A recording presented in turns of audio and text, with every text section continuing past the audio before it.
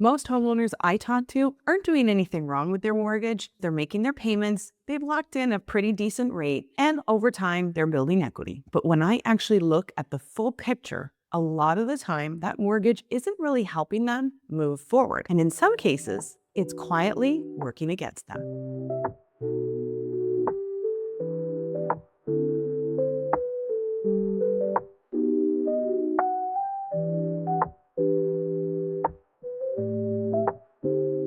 So today, I want us to look at a few things that I look for right away, because if any of these show up in your situation, then it's usually a sign that there's a better way of structuring things. Hey, it's Erica V, mortgage agent, Smith Maneuver certified professional, and someone who's been helping Canadians think differently about their mortgage because the days of the lowest rate and fastest payoff is over. Now it's about cash flow and a mortgage that works for you, not against you. This isn't about whether your rate is good or bad, since that's usually where people focus because they were never really taught to look at anything but rate. But when I audit a mortgage, it's not the first thing I look at. I'm looking at how the mortgage is structured, how your debt is positioned, where the cash flow can be adjusted for greater success, and whether or not your mortgage is actually supporting your long-term goals. So the very first thing I look at is your equity. Most homeowners have built up a decent amount over time, especially in this market. But in a traditional mortgage, that equity is completely passive. It's locked inside the home. It's not doing anything for you unless you sell or refinance. And that's usually where I pause and think, okay,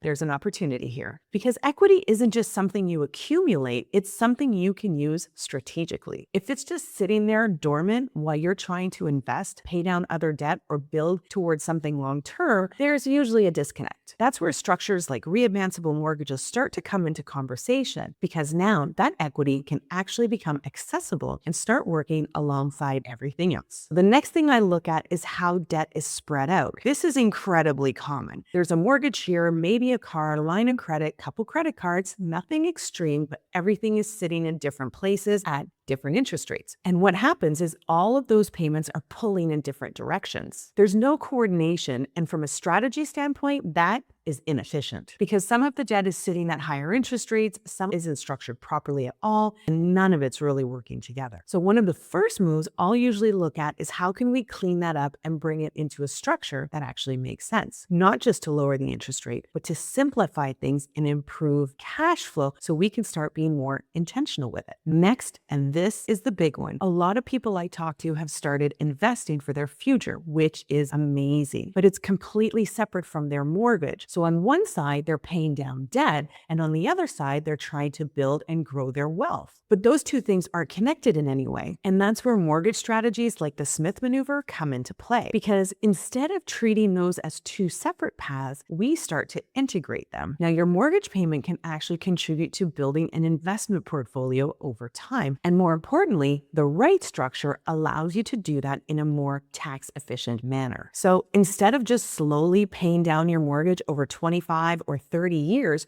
you're doing that while also building something alongside it. This is probably the most common mindset shift. Most people are trained to think, what's the lowest rate that I can get? And of course, that matters a little bit, but it's not the full picture, because I've seen plenty of situations where someone has a great rate, but the structure is limiting what they can actually do. No access to equity, no flexibility, no ability to implement any kind of strategy. So they're saving a bit on interest, but missing a much bigger opportunity long term. What actually moves the needle is having the right structure in place first. Then the rate becomes one piece of a bigger strategy. So when you take a step back and look at this, it's not about whether your mortgage is good or bad. It's about whether it's being used intentionally. If your equity is sitting idle, your debt is fragmented, and your investments are completely separate, there's a good chance your mortgage is not working for you the way it should. Not yet, anyways. And the good news is it's fixable, usually without needing to drastically change your lifestyle or come up with a lot of extra money. It comes down to restructuring what's already there. This is what I see every single day. So if you want to understand what this would look like with your numbers, your mortgage, and your goals, that's what I do with my clients every single day. We map it out properly and look at what actually makes sense for you. You can book a call with me and we'll walk it through together. And if you found this helpful, make sure you subscribe and don't forget to share it with a friend because they're probably thinking the same thing you are. And I'll see you on the next one, Mortgage Free